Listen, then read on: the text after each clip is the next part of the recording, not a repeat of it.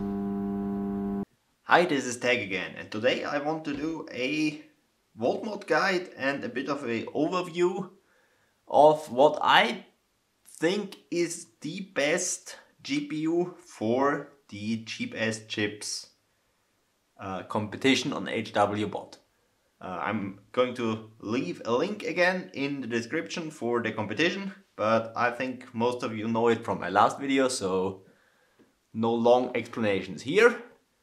Now, this here is a Quadro FX 380. Now, it is important that you get the FX 380 in the low profile version. There is another 380, but that has a different GPU on it. Now this card has DDR3 memory, not the true GDDR3 unfortunately.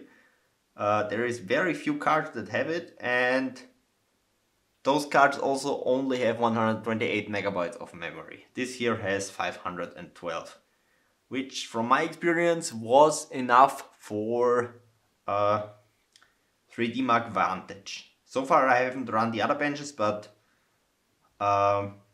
mostly because I don't have a Windows XP setup that has good efficiency in 01 and 03, I think it is. Only ran Vantage so far. Let's get in the card that I actually used. This is my modded card. Now I got two of them. Initially I found one in Germany and then one popped up locally, can't remember which one is which. So this is one with the actual low profile bracket on it. Don't think it makes a difference. But this one had better memory when I binned it. Now, with these cards, basically what you want is a lot of shader clock and as much memory clock as you can get, basically. I found that GPU clock itself isn't all that important. Also, I'm not sure if you can see it, but I think I dinged the die on this a bit when I ran it cold. Come on, focus. This thing doesn't want to focus. There is a small nick in the die here. So I guess my clamp band isn't all that perfect. Anyways, so as far as voltage scaling goes, what I noticed with these cards so far is that your GPU clock doesn't really scale all that much, but shader scales all the way up to like 1.35, 1.4 volts. Now I think it scales further than that, but I noticed that at 1.4 volts this was really, like the voltage wasn't all that stable anymore. So I'm thinking about maybe e-powering it, because I'm pretty sure I'm at the limit of this little one-phase VRM here, even though I added, like there's one cap I added here, and then there is another one on the back. Those are both 820 microfarad 6.3 volt ones. I also replaced the memory capacitor with a aluminum polymer. Added some MLCCs behind the memory. Now this helped a bit, I would say. While binning I ran the card up to 1020 megahertz on the memory. For benching now, 1040 was perfectly stable, so I gained about, I think, 20 megahertz with the capacitors. However, memory voltage did nothing for me. I tried basically slowly upping it, and there was no increase in stability whatsoever. And then I just tried a quick brute force run and to see if there is some scaling holes or something, and just ran 2 volts in there and also nothing. So I think the memory volt mod, if you have a Quadro FX 380 low profile with these Samsung Revision E memory chips here, is probably not necessary. You can probably get away with just the V-core. V-core would be the, like right now, the right one. So the, I would say, bottom controller here. I'm going to do a like quick once over on the computer afterwards. Now there is some green gunk on these pins here. These pins are the frequency select pin, which is really unfortunate. Like, of course I could scrape it off, but honestly, when I wanted to do a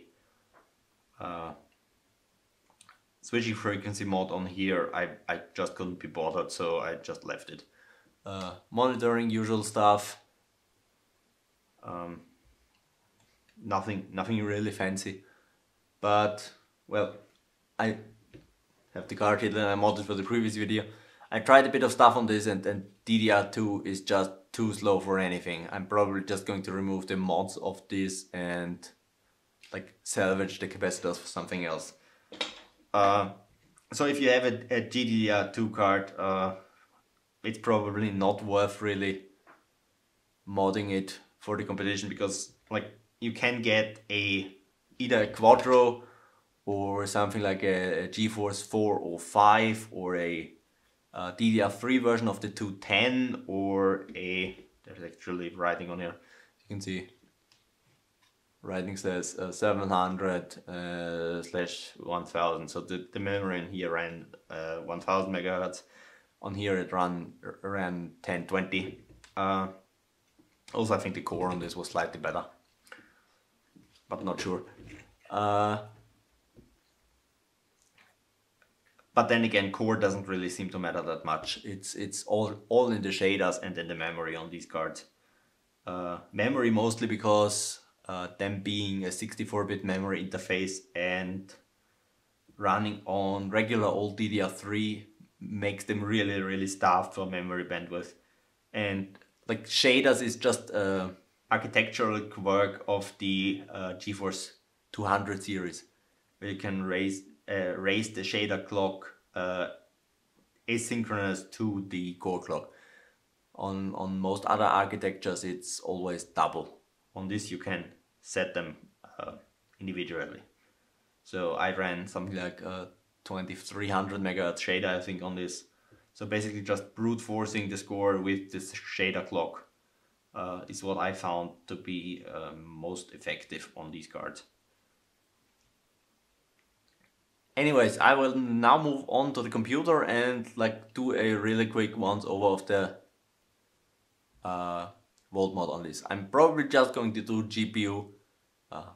One reason being that the controls are exactly the same anyways, and the other being that I don't think you need VMEM on this card. Maybe some capacitors, yes, but voltage wise there is almost zero scaling. From feeling, actually there seems to be negative scaling, so I might remove the volt mod completely, run it just with the capacitors. Maybe then I can get like something like 1050 megahertz instead of 1040, because at the minimum setting I'm raising the voltage by about 0.0405 volts. So 50 millivolts ish. Anyways, I will now move on to the computer and do the quick volt mod guide. Okay, here we are. So let's get started. Now, these APW7166s are luckily both oriented in the same direction. So that makes stuff easy in case you want to do the memory volt mod. Anyways, this is the feedback pin. You can also grab it at this test point here, or the bottom of this capacitor, or this resistor. Now, I would recommend either soldering it directly or to the test point. So from here, you want to do your usual thing, your variable resistor.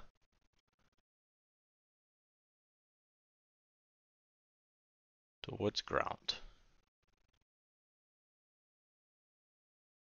As for values, I would say personally I use 10 kilo ohms, but something like 10 to 20 kilo ohms is what I would recommend to use here. Now for the memory, same deal here. Again, I don't recommend doing the memory mod, but I'm just going to include the feedback pin here. This is also the feedback pin. You can also grab it at this test point, this capacitor, or this resistor. For value, also 10 to 20 kilo ohms, and you're done. This is basically as easy as voltmods get. Now for ground points, excellent choices would be these here for this is the HDMI connector. There should also be some other ones on the card. Okay, this is kind of unfortunate. I have to do some extra drawing here. There is a connector up here basically. This is a unpopulated header for your VGA. Like some of the cheap cards, have this cable where you have the VGA connector connected via a like one of those flat cables to the card. There is a connector up here, and as you can see, it is a 12 pin, so you have 12 pins like this. And now that's why I drew this here. There is 4 pins out of frame here. So these 4 pins here are all ground. So the ones you can't see up there. Also there is plenty of screw holes all around the card, as well as capacitors. So this is your input filtering capacitor. This side would be ground, and yeah, I think that should give you enough options. Personally, I use the 4 ones up here so I could tuck in my variable resistors neatly up here without basically any additional wire for the ground side. Anyways, that's about it for the volt modding. I hope this helped in case you had a Quadro and haven't yet modded it.